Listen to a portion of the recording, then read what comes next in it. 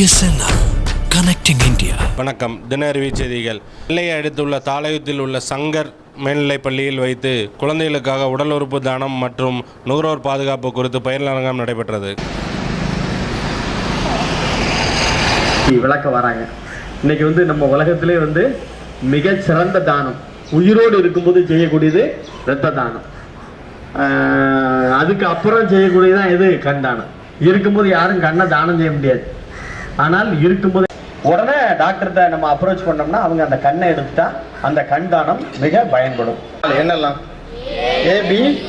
AB சட்டத்தை பொறுத்தளவுக்கு என்னன்னா, நாம டெய்லி பயன்படுத்துகின்ற பொருளையும் சரி சேவையும் சரி நிறைய பிரச்சனைகள் சந்திக்கிறோம். சாப்பிட்ற சாப்பாடு, போகிற ஸ்கூலுக்கு வர்றீங்கன்னா பஸ்ஸு, மற்ற ஆஸ்பத்திரிக்கு போறீங்கன்னா ஆஸ்பத்திரி, கவர்மெண்ட் இது பேங்க், இன்சூரன்ஸ், போஸ்டல், ரயில்வே, இப்படி நிறைய இடங்களுக்கு நம்ம போறோம்னா எல்லா இடங்களும் ஏதாவது ஒரு பிரச்சனை நமக்கு சேர்ந்து கொண்டு தான் இருக்கிறது.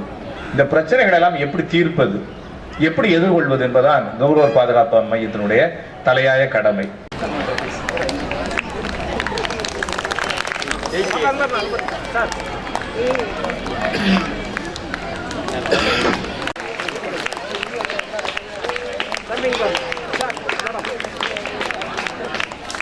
என் பேர் நூருல் ரிஃபாயா.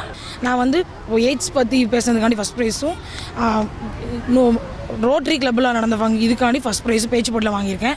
இன்றைக்கி நிறைய விழிப்புணர்வு படி சொன்னாங்க. கண் தானம், ரத்த தானம், உடல் தானம், உறுப்பு தானங்கிறத பற்றி நிறையா சொன்னாங்க. அதனால் ஸ்டூடெண்ட்ஸ்க்கு ரொம்ப யூஸ்ஃபுல்லாக இருந்துச்சு. இந்து பாலா இன்னைக்கு எய்ட்ஸ் பற்றி விழிப்புணர்வு பேச்சு போட்டி, கட்டுரை போட்டி, ஓவிய போட்டியெலாம் நடந்தது. நான் பேச்சு போட்டியில் செகண்ட் ப்ரைஸ் வாங்கியிருக்கேன். எனக்கு ரொம்ப சந்தோஷமாக இருக்குது. இதே மாதிரி எங்கள் ஸ்கூலில் நிறைய போட்டிகள், விழிப்புணர்வு நடத்துகிறாங்க. இதனால் ஒவ்வொரு மாணவர்களுக்கும் யூஸ்ஃபுல்லாக இருக்குது. மாணவ மாணவியருக்கு கல்வியோடு விழிப்புணர்வு நிகழ்ச்சிகளையும் நமது பள்ளியின் சார்பாக வழங்கி கொண்டிருக்கிறோம்.